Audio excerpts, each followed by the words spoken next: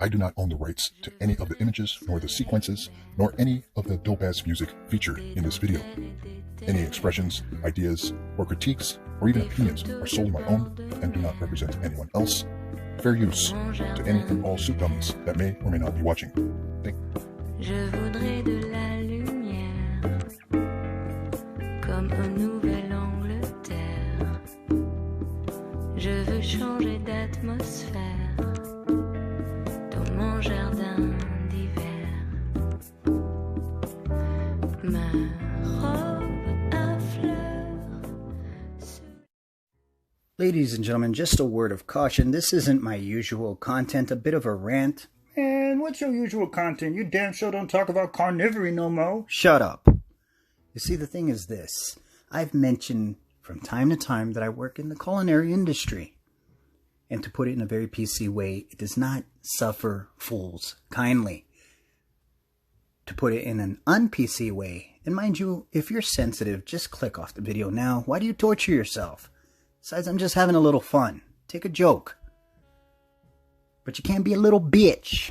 No, sir. Not in this industry. You gotta have a natural, innate sense of urgency. That's key.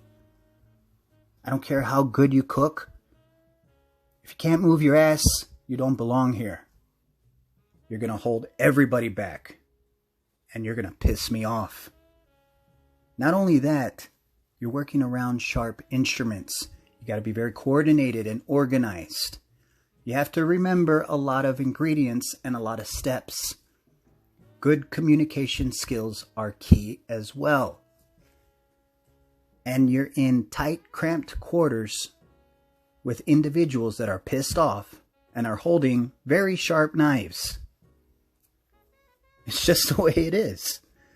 It's the nature of the beast. Holidays? Forget about it. Maybe Christmas, maybe Thanksgiving. But if you're in a casino, just put it out of your mind. Don't even think about it. If you're a mom or you're a dad, guess what? It's all hands on deck Mother's and Father's Day. So your ass better be there.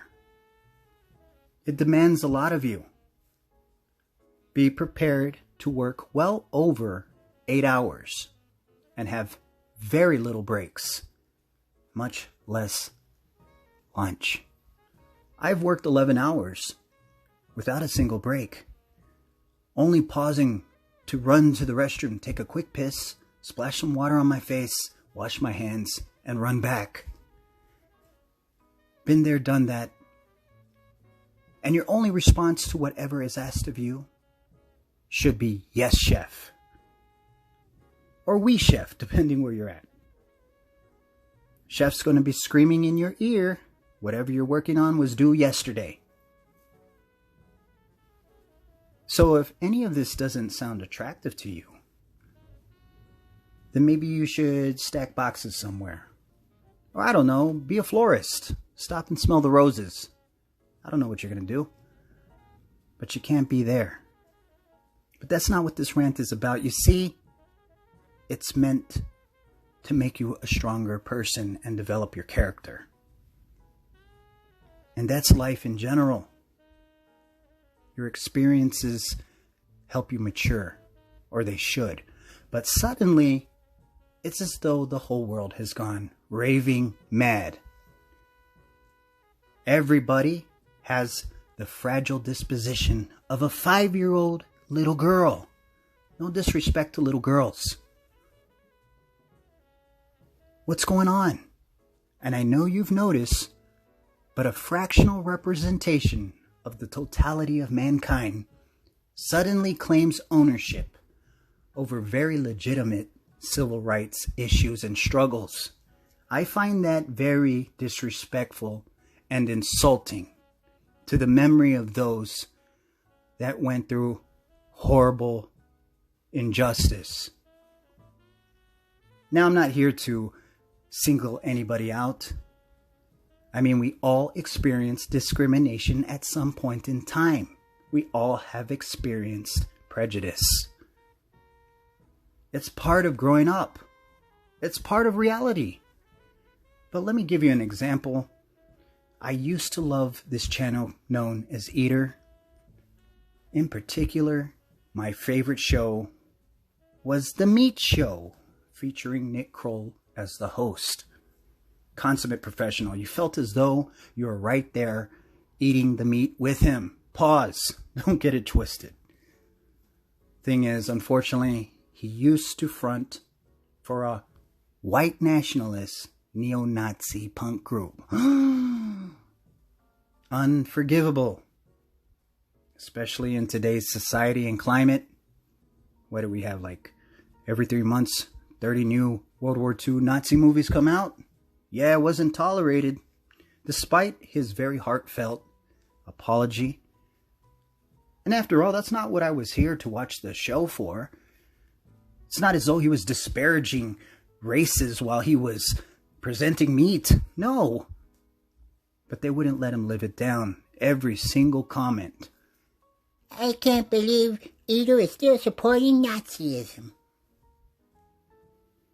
It was ridiculous. But despite that, a lot of people showed him love and support and forgave him. It was still wildly popular, but eventually they canceled the show. And I haven't watched the show since then. I don't want to. For some reason, I'm still subbed. So I'm just going to go through what happened this morning. I get a little notification bell. And as I'm peering through my notifications, I see this. Yeah. Let me just play you a little clip. What do you think the first ticket's going to be, Bill? Breakfast place. Breakfast place? I think it's going to be porridge, breakfast sandwich, Dutch baby. Historically, queer people and young queer people have been marginalized and kicked out of their homes, and maybe they live in New York City because they were stifled in their small town. Who are the ad wizards who came up with this one? That is right! They can come to Mimi's, a place that is open about being queer. It's not a nightclub. It's not somewhere where you have to get drunk. It's a place where you can go and have a piece of meatloaf and be amongst your people. That is an incredible feeling, to make somebody feel at home and warm. Hey, good morning.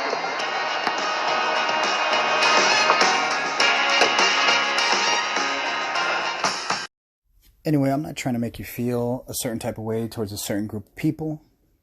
That being said, I don't think it's fair to the rest of us. The rest of us that, I'll put it this way, we're in relationships that are going to produce children. Let's put it like that. We have that predilection, so to speak. I don't think it's right that these Johnny-come-lately groups completely take over the narrative. You can't turn on a single show and they're always smiling. They're always well-adjusted, always the most successful, always the one to come back with a quick little joke.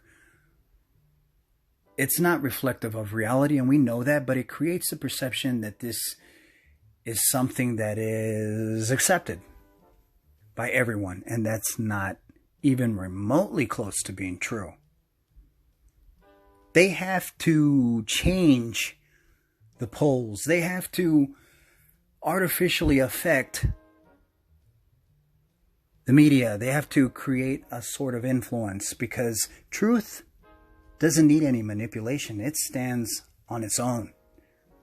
So that's a dead giveaway. If you have to tip the table in your favor in order for you to gain the advantage, then you will always know you're dishonest, that you're not playing by the rules, and you didn't win fair. And it's not right for these groups to impose their way of life onto ours, to take away our religious institutions and continually attack our ways of life simply because we're living the way that natural man has lived since its inception, the way God intended. And I'm not one to wear my religious identity on my sleeve. I mean, I'm third generation Hispanic.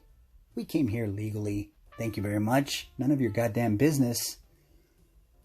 But even knowing my history, it offends me that suddenly they claim victimhood.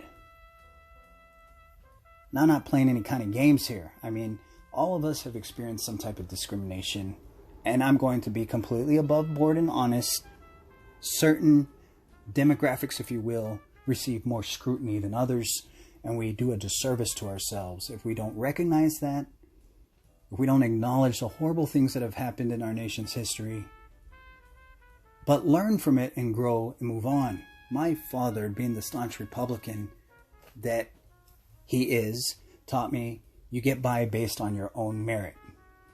If you get promoted in any sort of way, it's based on your own hard work, your own abilities. But this affects all of us. And this is what I'm talking about. We need to come together and we need to start pushing back, resisting.